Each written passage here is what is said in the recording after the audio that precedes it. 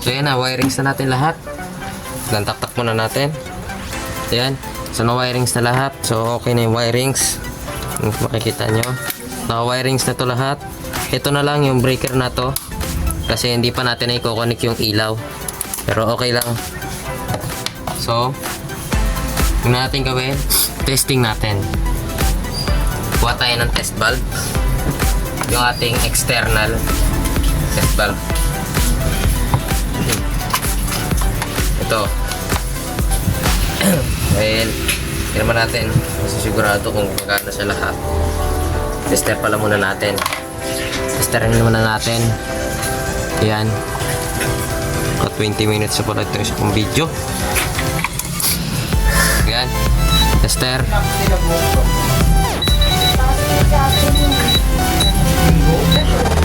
Ayan. Ayan o. Okay naman yung tester natin. So, tignan natin. Test muna natin dito sa input. So, ayan. Walang reading. Ibig sabihin, okay. So, ayun. Saksakan natin ng soldering iron. Ayan. Nakasaksak na. Hindi na kailangan mag-brace yung ngipin. So, ngayon, testerin natin. So, naka-on tayo ha. Ayan. Wala pa. Pero yan, gumagana yung breaker. Gumagana yan. Ayan o. Oh, diba? Ayan, gumagana. Ayan. So, tumutunog. So, kuha natin yung isang breaker. Ayan. Ka-on na. Subukan natin kabit. Ayun. Makikita nyo may nare-reading tayo na 1 kilo ohms. Ayan. 1 kilo ohms. So, 1,000 ohms yan. So, pagpatayin ko yung breaker, mawawala yan. Ayan o. Wala. Pag-on ko, meron na. Ayan o. So, ibig sabihin, okay yung outlet. So, on natin ulit. Okay yung breaker. So, pagpatayin ko naman tong breaker na to, wala na sila lahat. Ayan, diba? So, okay. Dito naman tayo sa isa, outlet. Ito. Maganda ba ang sibang? Dito ulit tayo. So, patayin natin tong breaker. Yan. So, wala yan. So, mega ohms yan. Ibig sabihin, mas mababa pa sa ohms yan. So, tignan natin kung may marireading. Ayan. So, same reading. Very good. So, okay. Healthy yung natin, breaker. Sunod naman, dito tayo sa testing natin, outlet. Testing natin. So, wala pa. So, pag ito ang i-on ko, wala. Ayan, wala. Patayin. Wala. So, pag ito naman ang i-on ko, wala. Ito. Wala. So, ito. Ayan. Meron nagkaroon ng reading na 1.48. So, ibig sabihin, okay yung ating wiring. Walang nag-short. So, dito naman tayo sa test valve. Sa test valve naman tayo. Kuha tayo ng bumbilya. Ito. Tapos, connect natin dyan. Tapos, kuha tayo ng test plug or kahit anong pwedeng i-short. Or wire na lang. Ito, kuha natin yung isang wire. Ayan. Ito, kung makikita nyo yung wire, oh. Ayan. I-short natin. Short natin. Salpakan natin ang wire. Yun. Yan. Saksak na. Tingnan natin kung gagana. So, ayan. Walang reading. mega ohms lang. Ibig sabihin, patay pa ang breaker. Subukan natin i-on to. Wala. Pero mga isa. Wala pa din. So, pag ito lang i-on ko, ayan, nagkaroon na ng reading na 37 ohms. Ibig sabihin, okay yung wirings natin sa test valve. So, okay. So, meron ng wirings to. Yung ilaw na lang ang iwa-wiring ko, pero testingin muna natin. Test valve ulit ang ating gagamitin. Yun pa rin.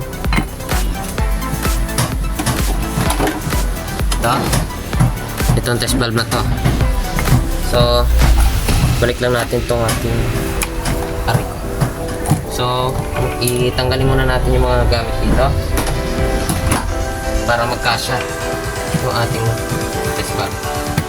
Ito, saksak ko yung test valve.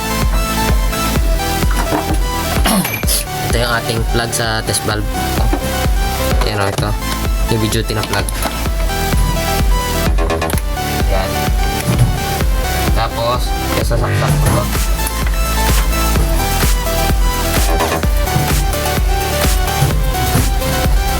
Saksak natin. Ayan, umilaw na. Ay, hindi ko nakita. Ayan, so umilaw na yung test valve natin. So, tapos on na rin natin. Ito, on natin. Ayan, umilaw na. Tayo natin to. Ayan, umilaw. Tapos on. Dapat pala meron tayong plug. So, ikabit muna natin to pang testing. Ayan. So, saglit lang. Nakabit na yung wire. So, sasaksak ko lang sa test valve. So, saksak natin. Saksak. Yan. Saksak na. On. Yan. On na. Tapos, on natin. Yung, yan. Ka-on na yung main. Subukan natin lagyan ng ano bang ilalagay ko dyan. Subukan natin lagyan ng electric fan.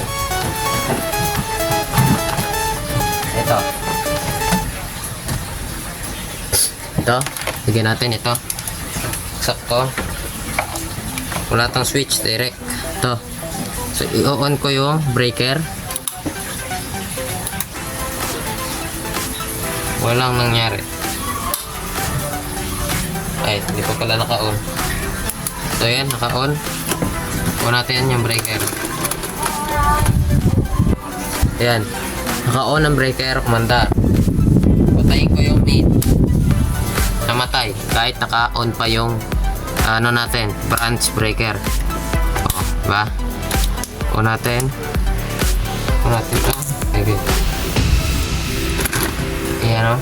Mag-gloves muna tayo at delikado tayo. Hindi naka-exposed wire yan. Delikado. So, yan. Testing. On. Ayan. Gumagana. Patayin natin. Saksak natin dito sa isa. Yan. On. Naka-on na. Okay. Very good. So, gumagana. Saksak natin. Dito naman sa isa.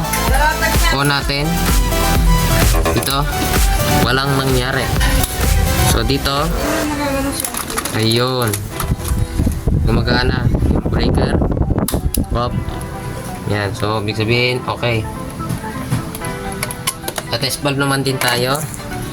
Testing natin. Testing natin yung test valve. Kapitan natin.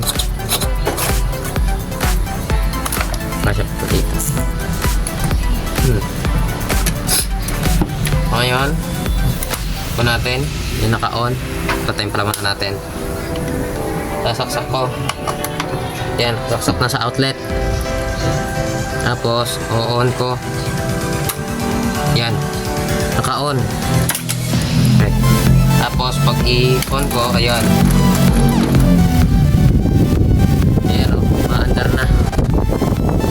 So, patayin ko yung breaker. Yun. Diba?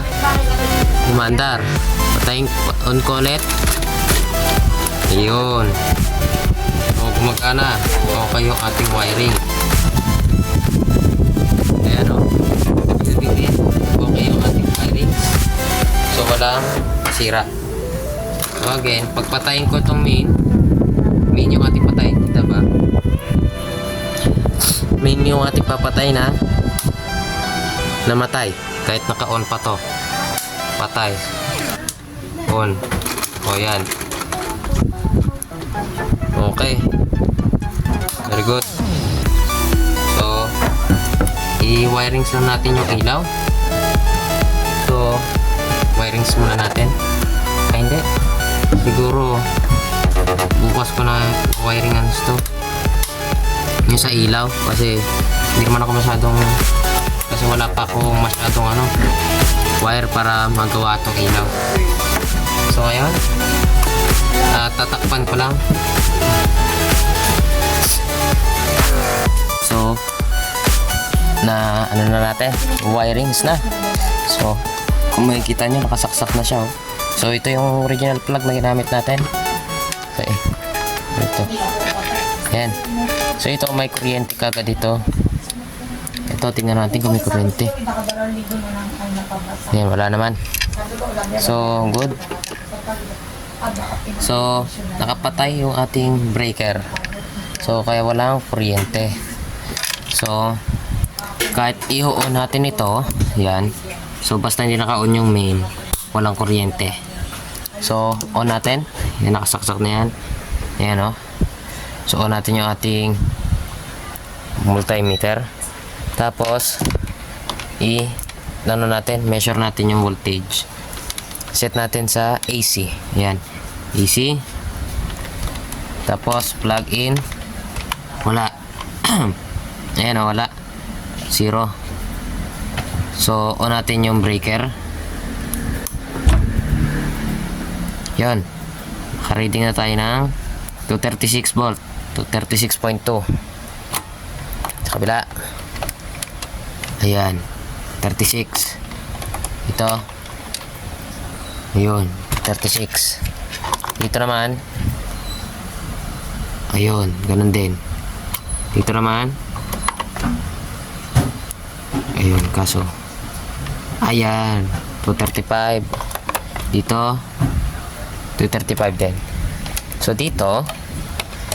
Yan. 0. Ayos natin yung tripod. Yun. Ayan. So, wala. Kahit on, off ko to. Walang kuryente, oh. So, off natin yan. Ito naman ang i-on. Ayun, oh. 234. Very good. Yan. Yan, oh. Okay.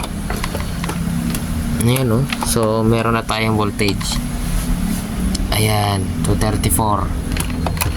So, i-on natin ulit itong isa. So, on natin. Tapos, dito tayo mag-measure. Ayan, meron tayo ulit na reading. Ayos natin yung test prod. At, masyadong magulo. Ayan. 34. Ayan. So, very good. So, patay natin lahat ng breaker na yan. So, ito, wala pa yan. Wala pang gagawa itong breaker na to. Wala pa. Hindi ko pa set up yan. So, dito naman tayo sa isa. Ayan, dito. So, ang setup ko naman dyan. Huwag lang, upo muna tayo. Okay, ayos na natin yung ating upo. Ayun. So, itong setup ko naman dito. Itong huli, itong nasa huling 2 pole, yan ay sa ilaw. So, naka-reserve lang yan. Pero naka-wiring yan. Meron yung output na nilalabas pero wala lang siyang pinapower. So, subukan natin. Ito naman, itong 1 pole. Yan. Naka-on na. Sabihin, may power na yan. So, kunin natin yung ating bulb. Ito, oh. Ayan. Kunin natin. Kunin. Kabit. Ayan. Sa pagkakabit ng gantong klaseng bulb incandescent, sarado muna natin to. incandescent ay mag-ingat tayo. So ngayon, naka-on na yan. Kunin natin tester. Tapos testerin natin yung voltage. Kung ano marireading. Yan, tingnan nyo. Salpak ko to. Ayun, 234. Same. The same lang. Kaso nawala. So, may 234. So, pagpatayin ko, off. Yan. Wala na. Completely. Wala na. On. Yan. Yan, no? So, okay. So, pag isu-short natin yan, kuha tayo ng short circuit. Kuha tayo. Ito. Boots ko lang. Tapos, itanggalin natin yung mga buhok-buhok na yan. Tapos, ating isu-short. Ayan. Ingat-ingat. Patayin muna natin at baka makuryente tayo. Ayan. So, kabit natin. Yun. Ayan. Kabit na. On. O yan. Umilaw. Umilaw din to. Pag ito patayin ko naman tayo. Yan. So, dito. Uy. Namatay. Ba't namatay? Anong nangyari? Walang kontak. On.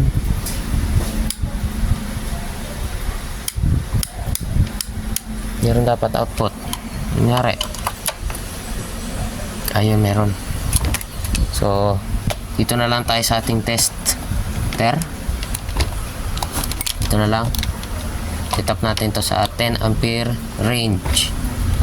Para sa ating current measurement. Yan. Current na yan. So, pagka ipa-plug mo yan dito sa outlets, yung kagaya nito, puputok yan pagka wala kayo sa test valve. So, testerin natin. Ayun. Ayan, no? Ay. Yan. Auto pala. Ayan. Yan. Ampere na. Ampere. 288 ampere. So, tama yan. Pero parang ang baba. Kasi kaya pala bumaba yan kasi naka-series lang yan. Series or either parallel yan. Ayan, no? Yan. Kaya naging kalahati. Pero 400 talaga ang current nyan. 400 milliamp. 0.400. Yan. So, ito 0.2. So, okay. Maganda yung performance. Wait lang. Iwasan nyo lang na yung sundot-sundot na namamatay-matay yung ganito kasi napupundi. Yun. So, yun na. Paano naman kapag na-short natin dito? O natin yung isa. So, malalakas yung ilaw. Ayan, oh. Malakas. Malakas ang ilaw. Malakas ang ilaw mo niyan. Ayan. O, tingnan nyo. Naging 400 yung ating current. O, di ba? Naging 400. Kasi ito na ang umiilaw ng malakas. Ayan. Dito sa isa. O, yan. Umiilaw din. Ibig sabihin na short mo. So, dito naman sa isa. Ayan. Na short. Ayaw, no? Tingin ganun din. Malakas. Ibig sabihin, shorted na yan. Kaya, huwag mong iso-short. So, ito, mga breakers yan. Ano lang yan? Mga substandard lang yan. So, hindi talaga yan nagtitrip. Ay, Reko. Ang init eh pala. Ito, mainit to. Ito lang. Ito. Posible pa to. Magtitrip talaga. Kasi ito, may protection. Ito, wala. Yan. Sa mga PEMS, yan. PEMS na breaker. Madalas yan. Walang protection. Kaya yung 10 ampere na may protection natin ginamit na main.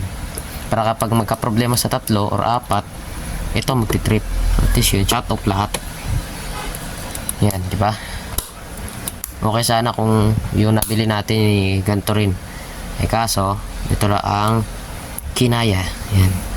Pero okay pa rin. Kailangan ko na naman ng shut off. Yan.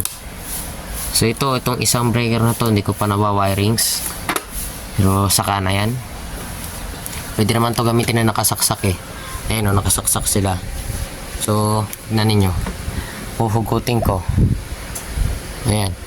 Hugutin natin. Aray ko, nahuhulog yung tripod. Nahuhulog ang tripod. Ayan. So, baka lang natin. Tignan nyo.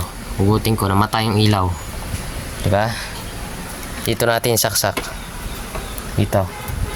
Ito sa ating ginawa. Ayan. Tapos, on natin yung breaker. Ayan. Kaso, hindi umilaw. Ayan, hindi umilaw. Ayan. Ay, ito pala. On natin yung main. Ayun. Umilaw na. Ayan, umilaw na. Malakas yan. Off. Ayan. On. Ayan. So, dito natin saksak. Ayun. May ilaw. So, dito natin yung isa. Dito. Ayun. May ilaw. Off. Ayan. Diba? So, functional. Hugutin natin kaso ayaw mahugot. Dito. Ayan, wala. On na. Kasi hindi pa naka-on to. Ayan. So, kahit ito, wala, oh. Ito. Ayan. Diba? So, ayun lang. So, wait lang. Ano lang natin yan.